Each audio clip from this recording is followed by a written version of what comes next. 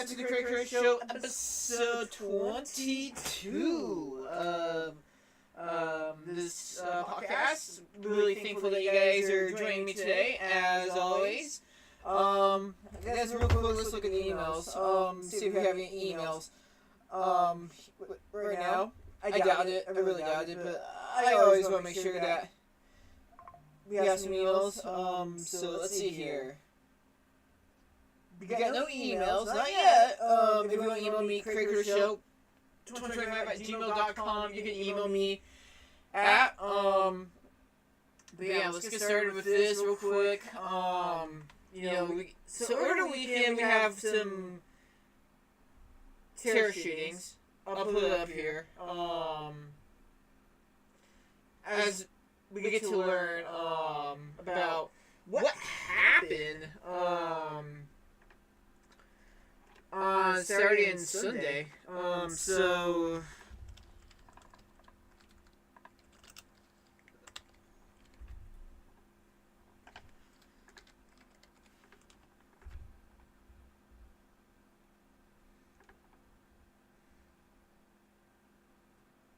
if you guys didn't know already, on Saturday, a shooting took place in Brown's University, which is around New York. I would believe, or let me see here. Brown's College, Brown's University.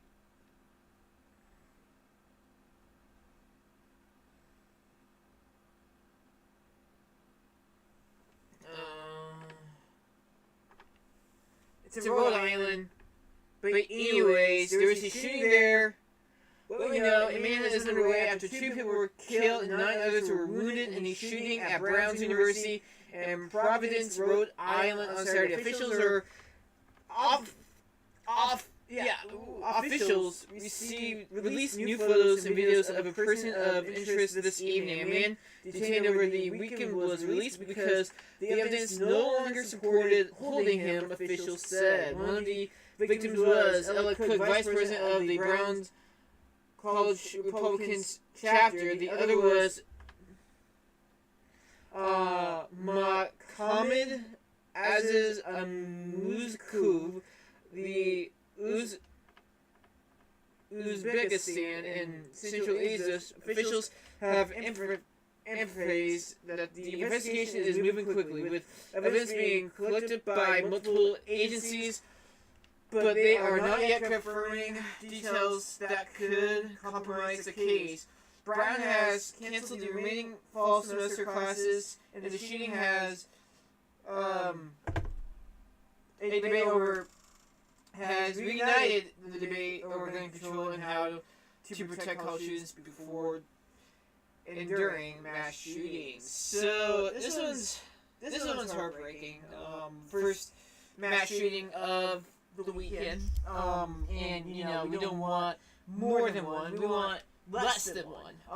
So obviously I'm very devastated that this even took place, to be honest with you. Very devastated. I feel heartbroken for all the families and all of the kids who are going to class there, and being 9 days away from Christmas.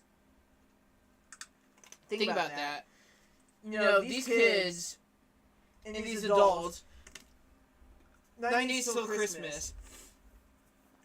I mean, it doesn't matter what belief you're in. You're around this time of year, you're gonna celebrate the holidays. Either Hanukkah, Christmas, or New Year's, or any holiday. You're going into this as a very, very bad start to the holiday season. Really bad, and a lot of people are saying, like this article said, what about gun control? And guns are not going to do anything, basically. They're not going to do anything, guys. Because it's not the guns who are killing the people. It's the people killing the people.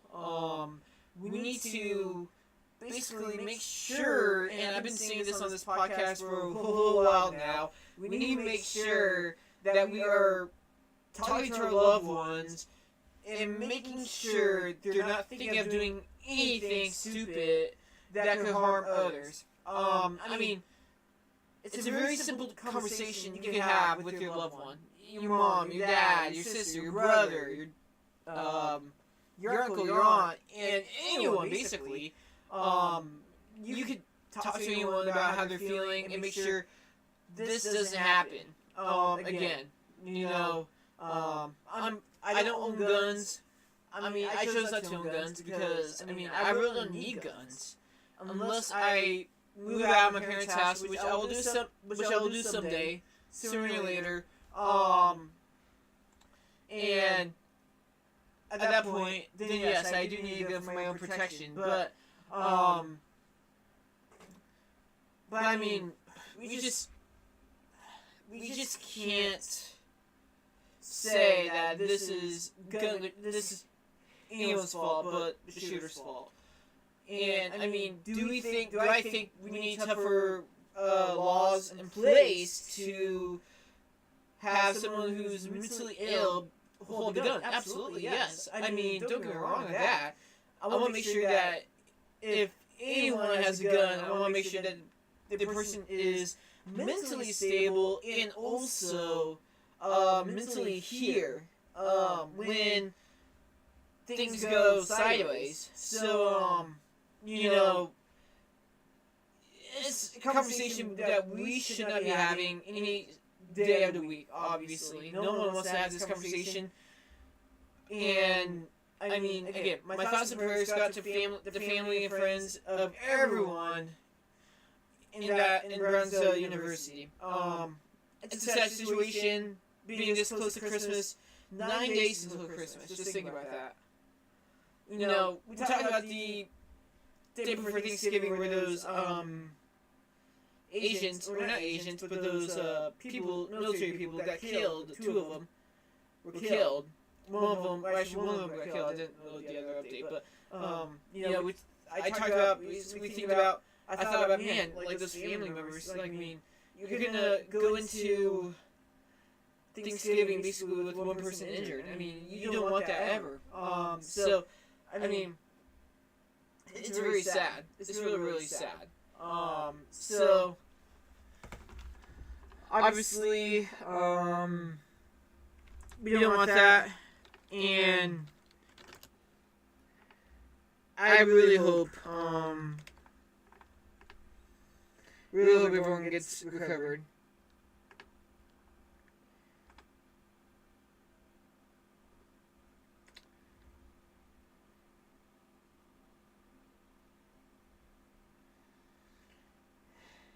And like I said, Browns University on Saturday wasn't the only shooting. This one hits home to a lot of people. This one will. If the Browns one didn't hit you home, this one will. So, this is in Bondi Beach, in Australia, one of the most popular beaches in Australia. And let's see here. This is one of the facts, and I'll hit my points here.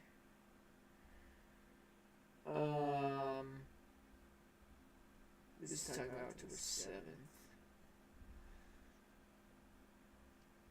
15 people were killed. More people were injured. Celebrating Hanukkah, the beginning of the first day of Hanukkah.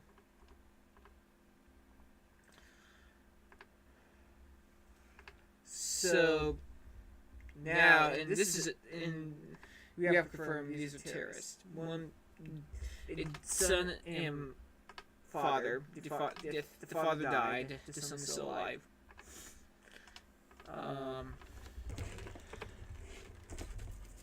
So let's see what's this. It's Rico. Sorry guys. Yeah.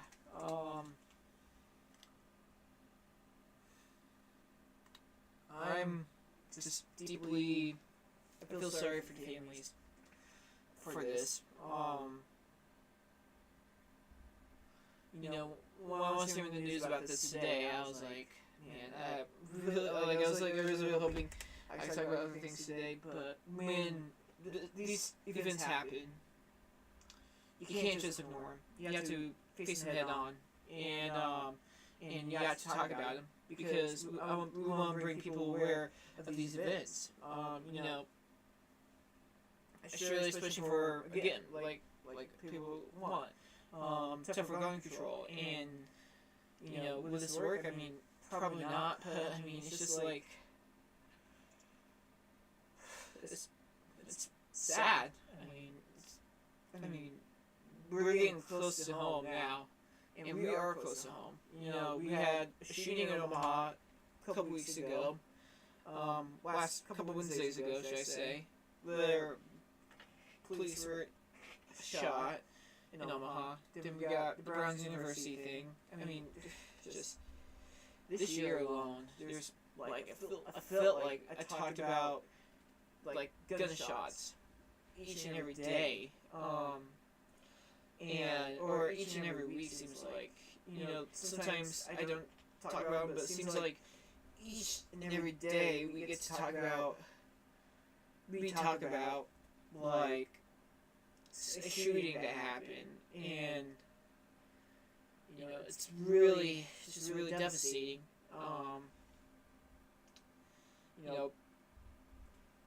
Like I said, it's tough. It's emotional. I mean, I usually don't get emotional over these. In my head I do, but like physically, like showing them, I really don't. But I mean, again, it's really close to the holidays. 10 days of Christmas, 9 days of Christmas, beginning of Hanukkah, and the New Year's ending, and basically we're here right now with shootings and bomb threats in LA, I guess, on New Year's. So this is a bad situation going on right now in the United States and America, not only us, but the whole world as well. With these terrorists, and I would say I'm not gonna point a blame to it. There's just evil people, no political party affiliated, hopefully. And so then we'll have to fix it. But I mean, it's sad. We don't want this. No one wants this. I've been saying that over and over again. And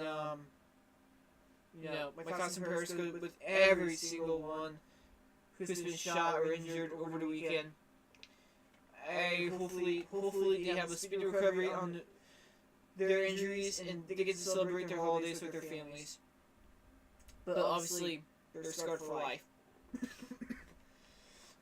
Sadly. So, anyways, with that being said, let's get into light-headed conversation, should I say? Or, I mean, light-headed for some people, but for me, it's like, it's been a tough day in football. So, basically, two teams have locked themselves in the NFL playoffs, the Rams and the Broncos. The Rams, obviously, probably the best NFL team this year. Broncos up there as well. Chiefs were eliminated. Patrick Mahomes' ACL injury. So, yeah, when I heard about that, I was like, damn. And, I got this Patrick Mahomes injury here. I think this is my first one. Got this at Shields 2020, 2021, or 2020. And I have this ever since. So, I've been a Patrick Mahomes fan for a little bit. And, it sucks that, a really good NFL player gets injured, no matter who it is, and they're out for the season. You don't want that. Then, today, in college football, Dylan Raiola, one of the top quarterbacks in the nation, is transferring around my favorite team, Nebraska. And that was a little hard hit, but I wish him nothing but the best. People were complaining about his loyalty and basically how loyalty to a team, and people were saying, man, he seems like he's having issues with that, and people would say, well, it's about money, right? I mean, this has to be money, and I'm like, yeah, it is about money, but also I mean, think about it. He's a 20-year-old kid. We're the same age. And you look at, like, other kids who, like, let's say racing, like I'm going to use racing as a good example here, because, I mean, look at some of the drivers, like Kraig, he's still with Jason Myers Racing, even though he's racing in NASCAR, or, I mean, you could, and I could go on, but, I mean, you could say that, well, racing is different from football, and committed, and with contracts and stuff. I'm like, yeah, but also, with this NIL deal, they have contracts too, right? So, I said Dylan was going to stay. He loved the teams too much to leave, and I guess I was wrong.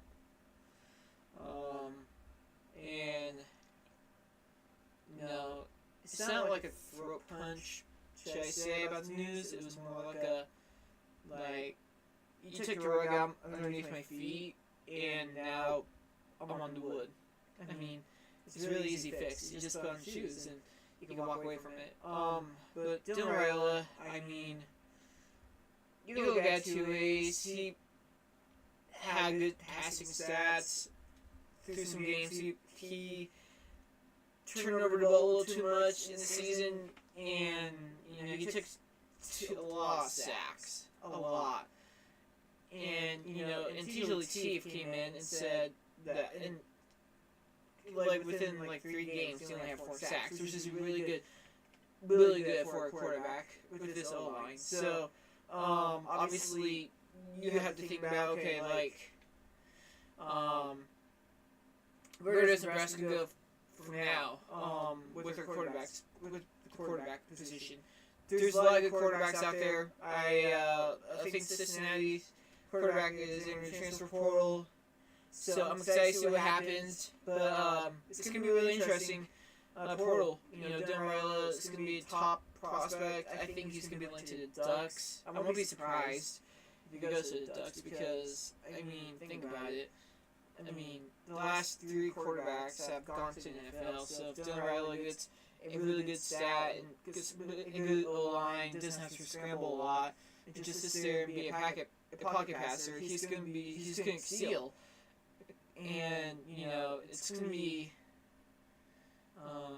it's interesting. And then, Dylan, I mean, and I'm going to get this off my chest, for me, to be honest with you. Dylan Raiola kind of bashed Huskers in a way with basically his goals are for, when he, goes to his new team. And I took a little offense to that, in a way, because it seemed like we weren't good enough for him, and, and this team adored, the fan base adored Dylan. They adored him so much. His jerseys were selling Husker Hounds, and, I just think about the little kids who he went to, and now he's leaving them, basically. Like, it didn't matter to him. And, as a person, you have to think about that. I mean, Dylan was really, deeply involved in the community, and Coach Rule helped that. Now, Dylan's going to go get money wherever he goes and play football, but it'll never be like Nebraska. And Dylan's going to regret leaving Nebraska, I feel like, because we're building something here. I mean, no question about it. This is a football, next year, we're going into year 3 of Matt Rule, and we're looking at probably one of the best, I feel like this could be a really good team, and Matt Rule's going to enter the transfer portal really hard, and he's going to get players, but, really, I'm really hoping that this could be like the Emmett Johnson situation where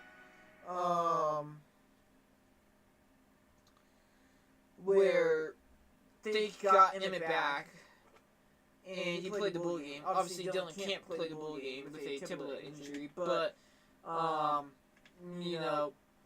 it's really interesting, I look at, Dylan, he earned the starting job at Nebraska back in a couple years ago, 2024, yeah, 2024, where he earned his starting job and won games, and he did his job basically. And now you look at like going into next year, where Dylan basically was on the road for a really big improvement until that injury. And yeah. I wish anything but the best luck of Dylan Raiola, and and I think I really didn't get to blame, but I blame his parents for raising him like this, for basically going to different schools and allowing him to go to different schools and never stay committed to one school. That's on their parents. That's on his parents. Don't blame the kid. Blame his parents. He was raised like this. I believe he's a good kid, but when your parents say something like this, it's basically a done deal that what's going to happen next. It's not really good for NFL scouts or anything, but anyways, I'm going to end this episode here. So I'm going to be doing a podcast. I'm probably only be doing 2 podcasts this week, which is today and Wednesday, Thursday. Tomorrow I got dinner with family. Then on Thursday I'm going to watch some Rams football. And then we're looking to Christmas week with trying to fill in 3 episodes on Monday, Tuesday, Wednesday. On Christmas Eve, might do a Christmas Eve edition of the Kraig Show, where I talk about my favorite Christmas memories. But anyways, thank you guys so much for tuning in. Episode 22 in the books. Email me at kraigshow2025@gmail.com.